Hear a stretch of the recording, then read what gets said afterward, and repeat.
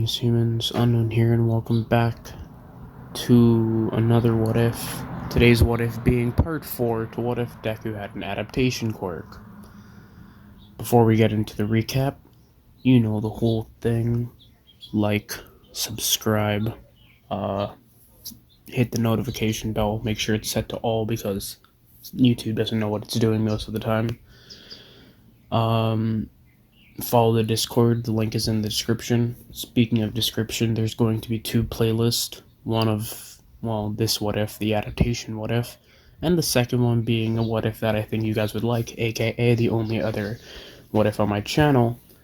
The What If Deku had the Sage's 6 Paths powers from Naruto. It's still a work in progress. It's just I find working on this What If being a lot more enjoyable, so that's what I'm going to be doing for a while. If you guys have ideas for new what ifs, let me know, either in the Discord or in the comments. Same thing for how you guys feel about the story going forwards, or how you feel about the story, and how you feel about how the story should go from now onward. With that being said, let's get into the recap. So, when we last left off, Midoriya had gone to UA and gone through all the beginning portions of UA. Like, what's it called?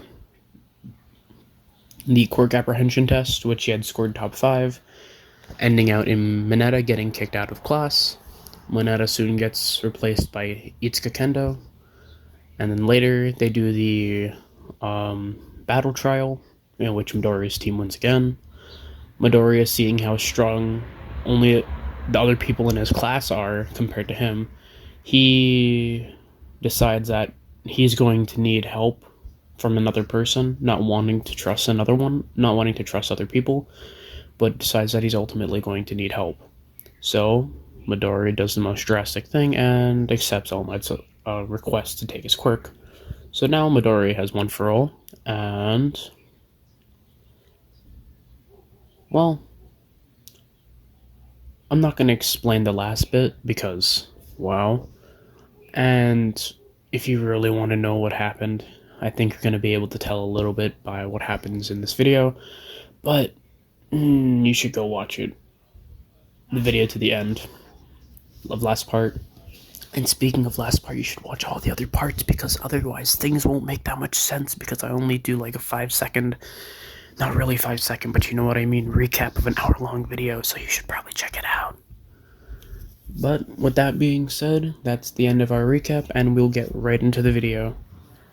Midoriya unlocks the door handle, or Midoriya opens the door handle, stepping into the empty house, deciding not to flick on any lights. Midoriya slowly trudges to his room, barely able to hold himself up from all the pressure and weight that he had just felt. Midoriya feels like collapsing in his room, but ultimately decides against it, hearing the words ring inside of his head again. I never want to see you again. Midoriya picks himself up, wiping fresh tears from his eyes, still having some flow, and starts picking things up from the ground. Midoriya picks everything up. Everything that he decides that he will need. Any money that he has to his name, clothes, his UA uniform, and that's about it. Having these 2 things ring in his mind the entire time. I don't love you, and I never want to see you again. Midoriya stays like this, picking up things that he needs, scavenging his room for, I'd say, about an hour and a half. And Midoriya walks out, locking the door on his way out. Now, with his backpack full of things, 2 backpacks, one for school, one for his personal use, Midoriya just wanders, not knowing where to go, not knowing what to do. Until Midoriya looks at, his wallet. Midoriya decides that he's gonna need more money if he's gonna survive alone. Even if you were to ask Yue, he doesn't want to really do that, considering that the person that he trusted the most had just kicked on him, or kicked him down and spit on his face. Midoriya shudders or shivers at the thought of trusting someone again. So he doesn't do that. Midoriya keeps walking, and then he bumps into a classmate of his, Itsuka Kendo. Kendo wants to talk to Midoriya, but upon meeting his eyes, she can tell that Midoriya has been through a lot. She can tell that the person that was once there is barely clinging on. So instead of trying to make friendly advances, Kendo asks Midoriya if he's alright. Suddenly looking up, Midoriya meets his eyes with Kendo and puts on a light smile, though still obviously had been crying. Yeah, I'm alright, thank you. Midoriya tries to walk away, but Kendo stops him. Hey, you know, for someone who's supposed to be the number one, and had scored number one in the entrance exam, and had saved someone's life by essentially tackling and spearing a 0-pointer and having it fall on them, you're not alright, and even I'm able to tell that. Midoriya tries to shake her off, but Kendo enlargens her hand to keep a better grip. Let go of me, please. Kendo disagrees, but Midoriya uses his quirk and throws her off of him. I said let me go. Immediately running away. Kendo, shocked, laying on the floor, doesn't know what to do, tries to get up quickly. But by the time she does, Midoriya's gone. Midoriya runs and runs and runs, but he doesn't know exactly where he's going. Until Midoriya stumbles upon an apartment building. Realizing that Midoriya might have enough money to cover a few days of rent, he decides that he's not going to do that, considering the fact that he's only thinking about buying rent and not eating. And Midoriya needs to eat to keep his energy up. So, Midoriya applies for a job. The people there, seeing that he's a UA student, immediately decide to hire him for good credibility. And Midoriya begins working at... I don't know. Let's say this is a well-known ramen shop then, that Midoriya begins working at. So Midoriya starts working at a well-known ramen shop, and that's about it. He begins working, and the boss says that he can begin work the next day. Midoriya thanks him for this, and sits down under a bridge close to the ramen shop. Midoriya, not knowing what to do, stays up training for a few hours until the sun begins setting. Upon this, Midoriya stares at the sunset until it fully goes away, shedding a single tear, knowing that the life he had been living up until this point he has to leave behind. Midoriya goes back under the bridge and sleeps, waking up, having his own internal clock system wake him up before 6. Midoriya puts on his UA outfit and runs to class. Going to class completely normally, acting like the interaction Kendo and him had completely not happened, though Kendo tries to bring it up again. Midoriya completely ignoring her this time. Kendo realizes that something must be wrong, but decides that right now isn't the best time to address it. This happens, and the class goes on normally. Until after class, where Midoriya runs out of the classroom immediately, having to start his job. But Kendo decides against following him and walks straight to Aizawa, telling Aizawa that something's off with Midoriya. Aizawa agrees, but Kendo shakes her head. No, I don't mean that something's always been wrong. That much has been obvious, but something's even worse now. Something got worse. I'm not exactly sure what, but something did. Aizawa can clearly see it as well, but he tells Kendo that there's nothing that they can do about it right now, and they should just wait until either Midoriya tells them, or until they get a little bit more information. Kendo is saddened by this response, but ultimately knows that she can't do anything, and Aizawa knows the same. So they continue their normal school lives. Midoriya, on the other hand, immediately sprinting to the ramen shop after school, and, well, works. Midoriya works at the ramen shop until, let's say, 10 o'clock at night, helping close up the shop as well. The shop owner being happy about the assistance. Midoriya walks away, and the shop owner just goes home. Midoriya puts his hands in his pocket and walks back to the, underside of the bridge, where he trains for another 2 hours until it's about 12. Trying to use One For All without exuding too much energy, or else, well, he'll destroy things. Judging by Midoriya's previous knowledge of what One For All did, considering All Might's achievements, along with All Might stating that each user makes One For All stronger than the last one had. So he assumes that this means that All Might's going to have a weaker quirk than Midoriya eventually. And Midoriya decides that he's going to try and limit that power and try to understand it before he breaks any of his body parts, noting what All Might had said earlier too about his limbs exploding, or about him exploding himself. So, obviously, Midoriya becomes Midoriya and trains until 12 at night, going to sleep, doing the same routine over and over again. But with All Might teaching instead, All Might talks to him after class. Luckily, this was a day that Midoriya had an off. This is a day that Midoriya had not off, but rather started later. So, Midoriya has some time to talk with All Might.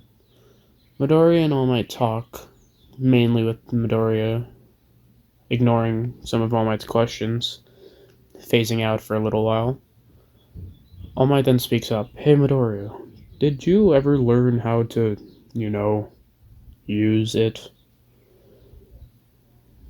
Midoriya looks at All Might confused. You mean your quirk? It's not that difficult to activate it. It's more of me trying to learn how to use its power correctly.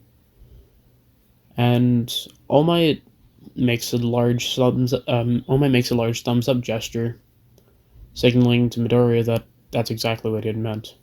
Exactly, young Midoriya. I'm concerned you hadn't once come and talked to me about, the quirk itself. So I was confused as to what happened with it. Midoriya doesn't know how to respond. Well, I got it. It seems to have completely transferred over to my knowledge, and it seems it had given my previous quirk a boost. All Might raises an eyebrow at this. Oh, it increased your current quirk's capabilities, I see. Midoriya nods his head. Exactly. So from before, I had only been doing a certain level of physical augmentations, like my skin being a certain amount of strength, and only limiting out at that specific thing, and gaining adaptations at a slow rate after that. But it seems that after that, there is no real limit to what my adaptations can do, as long as I can find something that would be able to puncture my hand? It doesn't puncture. Due to my job, I'm dealing with a lot of hot substances, and I've noticed that I've gotten a decent resistance to heat. And since I'm living in other conditions right now, I gained a lot of resistance to, well, the cold. All Might questions what he had meant by this last statement, but Midoriya shakes it off like he hadn't said anything. Suddenly realizing the time, Midoriya states that he has to get to work and runs off. All Might questioning why exactly he had to be, or wondering why exactly he had said that last statement about current living conditions. All Might talks to Aizawa about this, about Midoriya's odd claim about his current living conditions, and Aizawa claps his, hits the palm of his hand with his fist. I knew it. I knew something had been going on with Midoriya's life recently. I need to go talk to him about that. All Might asks what Aizawa means, but Aizawa just starts sprinting, or Aizawa just starts speed walking off before answering All Might. Aizawa looks around the city for Midoriya, and ultimately notices him packing up and leaving a ramen shop, waving bye to the store owner. Midoriya had gotten his paycheck, and it was a pretty sizable amount, considering he had only just now started working at a ramen shop. Midoriya questions why exactly his paycheck is so large, and looks over to ask the ramen shop man, but he's gone. Guessing that he'll ask tomorrow, he goes and walks away, heading towards the bridge. Aizawa drops down towards him and begins following Midoriya, until he sees that Midoriya just goes underneath the bridge. Worried, Aizawa follows Midoriya underneath said bridge and watches him train for a little while. After which, Midoriya goes and begins to fall asleep. Aizawa questioning why exactly Midoriya is going to sleep under a bridge after his, after his file said that he had a mother to take care of him, and decides to confront Midoriya about this tomorrow. Midoriya goes to class like normal, and word of the USJ leaves Aizawa's lips, in which Midoriya is neutral about, like how he is with most things nowadays. Midoriya doesn't really seem to care, but everyone else sure does. Even Itsuka Kendo, who shows a slight amount of smile at this, being extremely excited about going to the USJ. After class and everything is done, Aizawa stops Midoriya and tells him that they need to talk. Midoriya doesn't run off, and Aizawa and Midoriya begin to speak. Young Midoriya, I know about your current situation. Midoriya looks confused at Aizawa. My current situation? What do you mean by that? Aizawa then looks dull-eyed at Midoriya. Don't play coy with me, child. I know exactly what you've been doing. Working at a ramen shop, despite being under working limit age. And, well, obviously there's another thing that's coming to my lips, but I can't quite remember it. Oh yeah, that's right. Living under a bridge, despite having a mother. Why is that? Midoriya then looks away. That's none of your business. You may be my teacher, but that doesn't mean that you need to interfere with my personal life. Aizawa shakes his head. Oh, I disagree. In fact, it's rather the contrary. You are a brilliant student. I can tell that much just by looking at you. But with all these constant scars, bruises, and, well, I mean, look at you. It's pretty obvious that something's going on, Midoriya.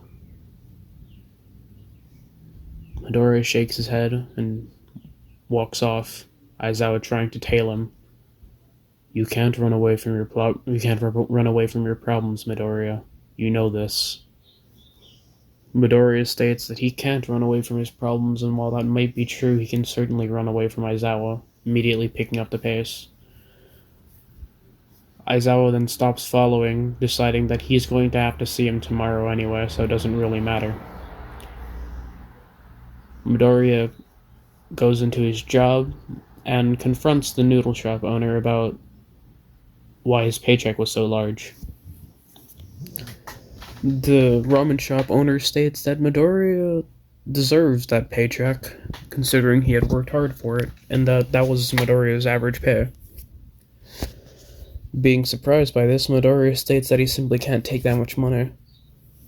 But the noodle shop owner looks at him confused. But that's a normal amount of money for a paycheck. Especially for someone, from UA. Midoriya is shocked by this, considering the fact that the only reason he's getting paid this much isn't from his skill, but because he went to UA. Midoriya looks down, thanking the man, or Midoriya looks down at the paycheck, thanking the man walking off after his job had been completely done. Midoriya then goes to an apartment complex and decides that he's going to buy an apartment. Midoriya is in the apartment and, well, lives there, setting it up as his new house. Midoriya still can't get those words from his mind out of his, words from his mother's mouth out of his mind, though. I never want to see you again. I never loved you. I don't love you. Midoriya, exhaling heavily, looks at the butterfly knife on his desk that he had previously set up. Wondering why Midoriya feels this hollow emptiness in his heart, picking up the blade, twirls it, not feeling any satisfaction, ultimately grabbing the hilts and questioning to himself, I know this is a common misconception, but I wonder. Immediately pressing the blade down into his wrist.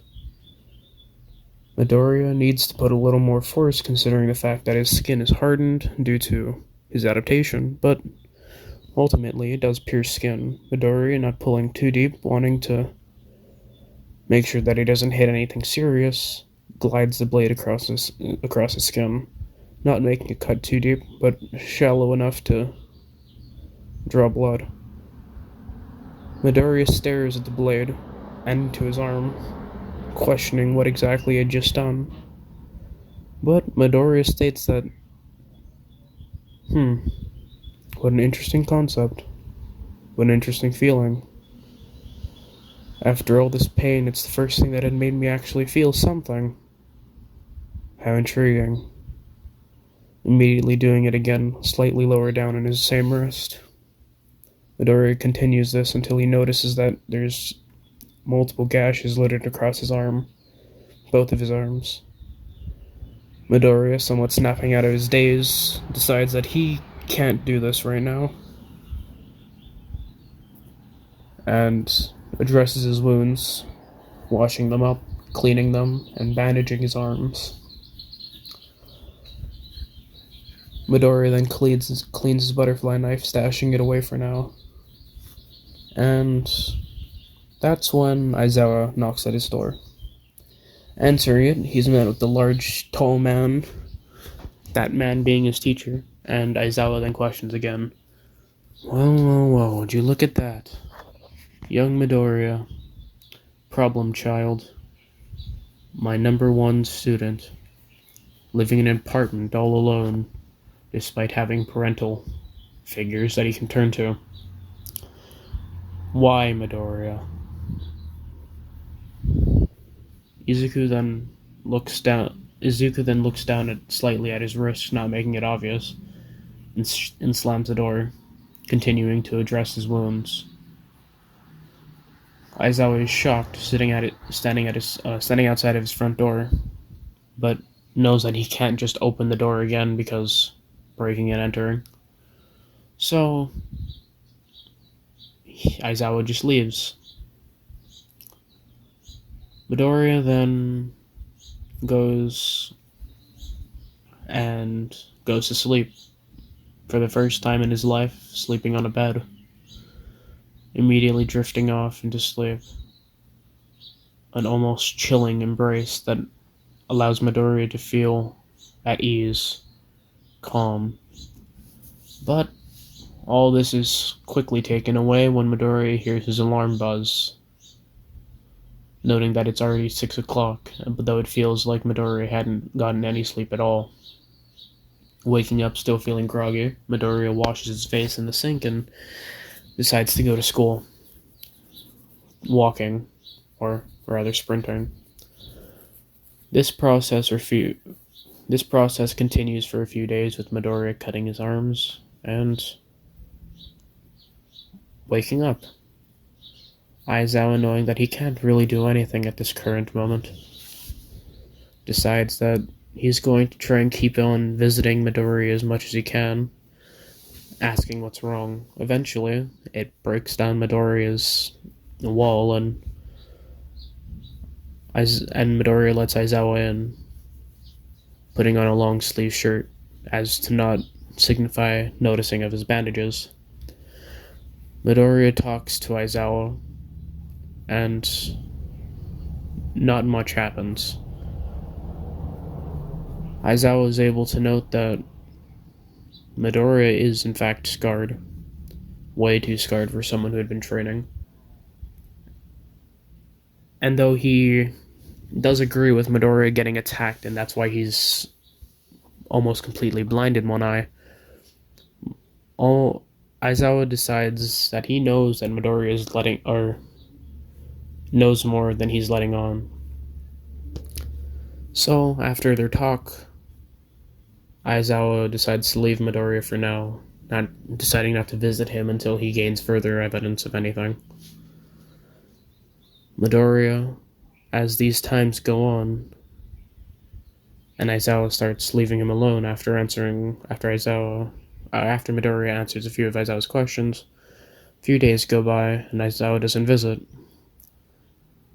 Midoriya begins staring at himself in the mirror for longer and longer periods of time, training less and less.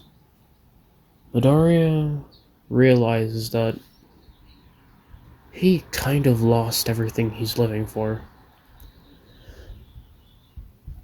He doesn't exactly know why he feels this way, but he does.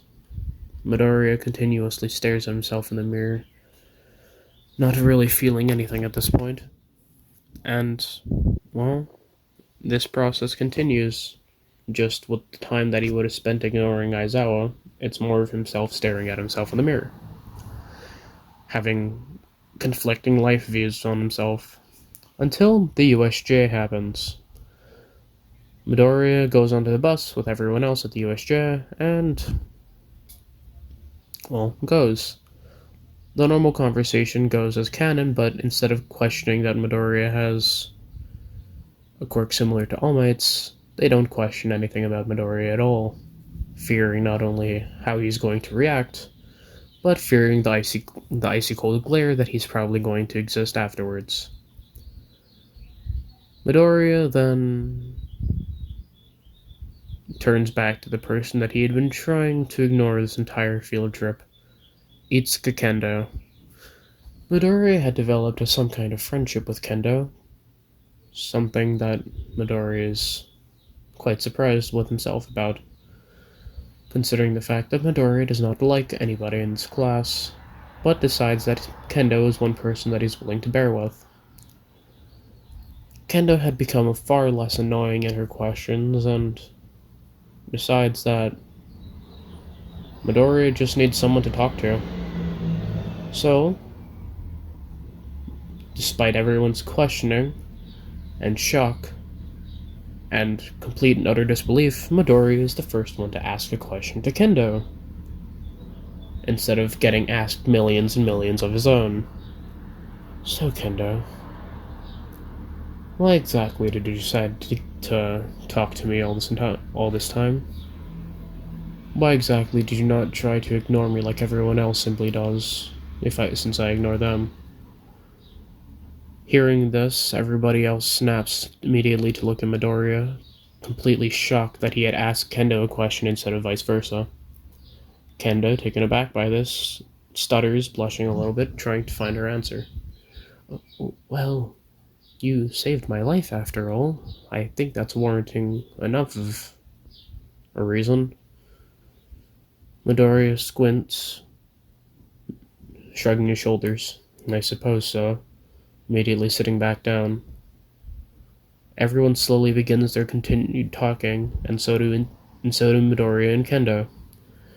Midoriya and Kendo talk the entire time back, though Midoriya talks a great deal less than she does. And they go to the USJ, immediately meeting the pro hero 13. 13, the pro hero, talks about how quirks can be extremely dangerous if used incorrectly, and that even destructive quirks like hers can be used in situations in which that people can be saved. Midoriya, not really caring about this, feels something odd, immediately looking towards the center of the USJ towards a fountain. Midoriya stares at this area, questioning why exactly he feels so compelled to look at it, when suddenly it appears that time and space itself appears to be warping. Midoriya, confused, continues staring at it, in which Aizawa notices staring and looks over. Aizawa notices the purple mist warping and contorting time and space itself, and becomes extremely worried, gesturing at 13 to take the kids and get out of here.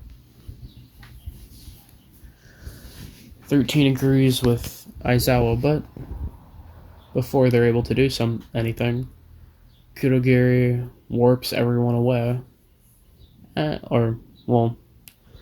Before they're able to do anything, a black mist envelops the entirety of where the children are, warping away a large majority of them to different areas across the USJ, while spitting out the rest of the villains. Suddenly, immediately before the kids are all warped away, 3 faces show themselves. A man with what appears to be light teal to gray hair, walking out of the portal, covered in hands. A large bird-like creature with its brain exposed and cuts and gashes everywhere, somewhat similarly to Midoriya, but far less. And finally, the man of purple mist that had brought them all there, along with all the millions, or not millions, but hundreds of villains that litter the area. Midoriya and everyone gets warped to their areas, and immediately, Midoriya gets dropped into the water. Midoriya looks around, wondering why exactly he feels like he's submerged in water, and notices that he is. Noticing a villain immediately sprinting towards him, Midoriya gets ready to punch the villain with one furl infused in his hand, but the villain is stopped by Seiyu Asui first, immediately picking up Midoriya with her tongue and jumping up to the lifeboat, having Kendo in her arm. Kendo, Midoriya, and Asui suddenly land on the boat, and, well, they devise a similar plan to like how they did in canon, but instead of well, Midoriya breaking his finger, Kendo decides that she's going to throw Midoriya and Asui as hard as she can, and it produces a similar effect. Though Midoriya needs to do this, Kendo does what she does, throwing Midoriya and Tsuyu grabbing Kendo with her tongue and bringing them all, but noticing that they only get about halfway to 3/4 of the way there, Midoriya decides to do something rash and grabs Tsuyu, Asui, and Kendo, continuously spinning around in a vortex-like pattern, and throws them closer to the shore. Asui, in a moment of quick thinking, latches on to Midoriya using her tongue and pulls him with them. They all land somewhat near where they did in canon, and everything works out. Until they look out at the middle of the USJ, in which Aizawa is getting his face pummeled. They got here a little later than they did in canon, so instead of seeing everything, they just see Aizawa getting crushed by the Nomu. Spying on them, Aizawa, or spying on the group, or spying on the Nomu beating up Aizawa, they continue watching, but to no one's surprise, exactly what happened in canon does too. So Shigaraki notices the Shigaraki notices the group and charges towards Tsuyu, putting his hand out. Midoriya gets ready to attack, but before they can do anything, he's already there about to grab Asui's face, but suddenly stops, just turning his head slightly over to Aizawa. "Well, Eraserhead, it seems like you still care about your students to some degree, don't you?" With Aizawa straining to lift his head against the Nomu's abilities. The Nomu immediately slams Aizawa's head back into the ground, and Shigaraki moves a little bit closer, inching towards Asui's face, both Asui and Kendo being too scared to move. Midoriya springs into action, grabbing Shigaraki's arm and throwing him towards the Nomu. The Nomu catches Shigaraki, and in that slight moment of time, Midoriya uses his all for one, or one for all, to immediately sprint over to Aizawa, keeping the percentage down to a decent amount. I'd say so, maybe 5-10%. Midoriya keeping it slightly lower, only channeling in his legs, so he runs, grabbing Aizawa and running up towards the gate, or towards the entrance, telling 13 to take care of him. But suddenly he notices that 13 is hurt too, so he tells whoever's taking care of 13 to take care of both 13 and Aizawa, running down back to the group. But Midoriya is a little late, and he sees that the Nomu is charging at both of them. Noticing that he's going to get his classmates hurt, Midoriya goes up to 10, from 10 to 15, 15 to 20, 20 to 30, immediately skipping past 25.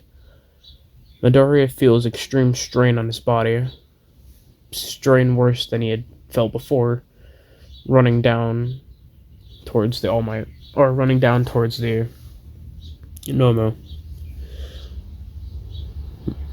Midoriya picks up both Kendo and Asui and throws them towards where Aizawa is, being too slow to catch up to being too slow to dodge the Nomu completely. Midoriya ducks down, having his, upper part of his head get punched, not being able to dodge it fully, and Midoriya gets sent back flying into a wall. And in that moment, Midoriya gets a certain part of his brain hit the most, having it rattle in his skull, causing a concussion. But Midoriya gets up with the head pain, regardless of what happened. So, Midoriya, getting up, still having extreme pain in his head, looks up towards the Nomu, and looking around, just seeing that he has no one else to protect, embraces it. He doesn't really care. He got everyone who needs to get out of the way out, and all that's left is him. Little old him. So, accepting his fate, willingly, Midoriya lets the Nomu charge towards him, until the doors slam open, distracting Midoriya and the Nomu, and Shigaraki, and all the remaining villains, having Shigaraki turn towards the door and immediately just begin getting shot. Aizawa, or Midoriya, looks towards the door and sees that all the heroes are there from UA. Breathing out a sigh of relief, Midoriya begins collapsing, though he catches himself on his hind leg, or catches himself behind using his leg.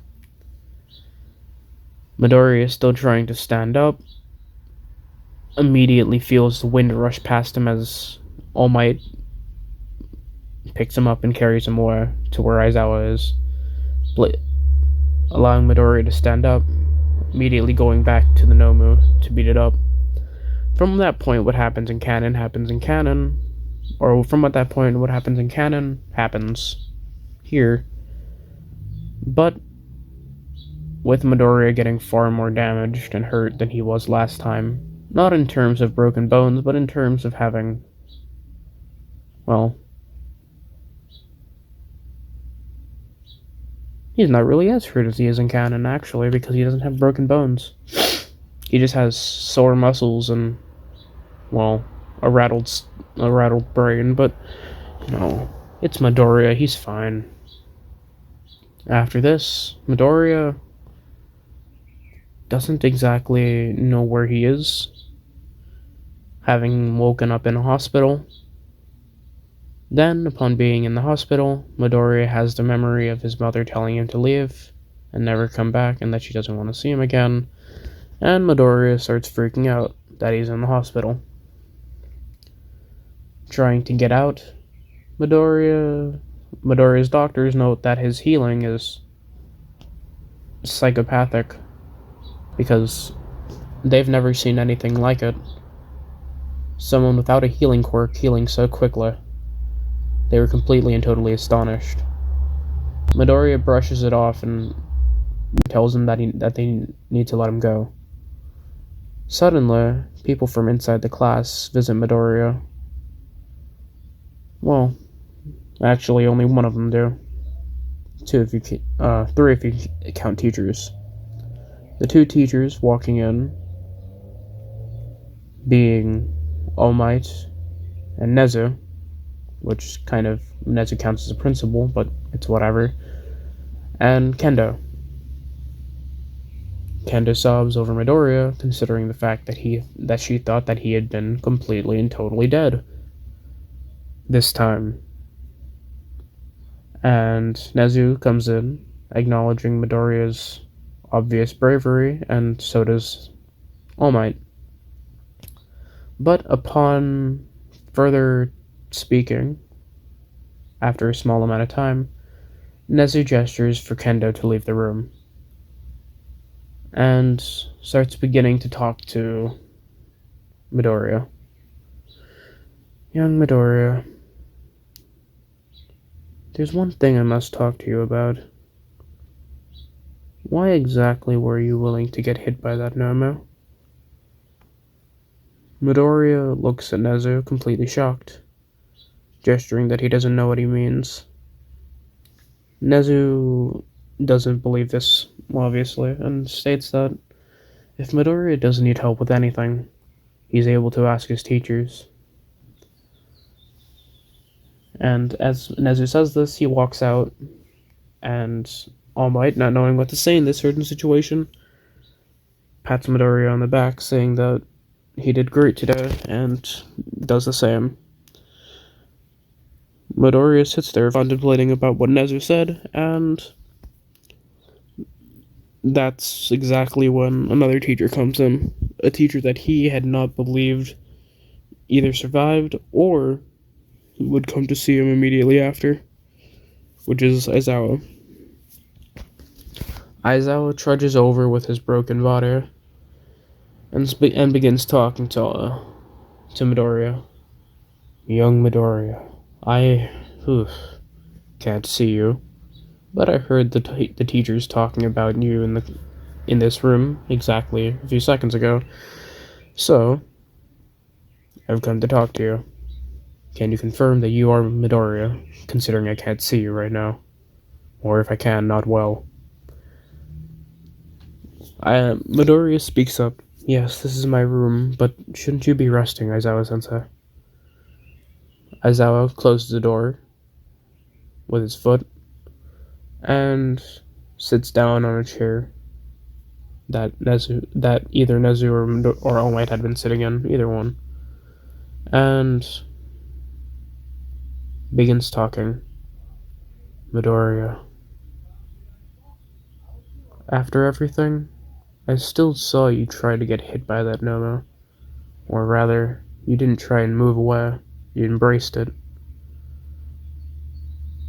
With everything that's been going on, about everything, considering your life, or, well, all your scars, the way you're living right now, living alone, and, well, what you had just tried to pull at the USJ, I seriously need to talk to you.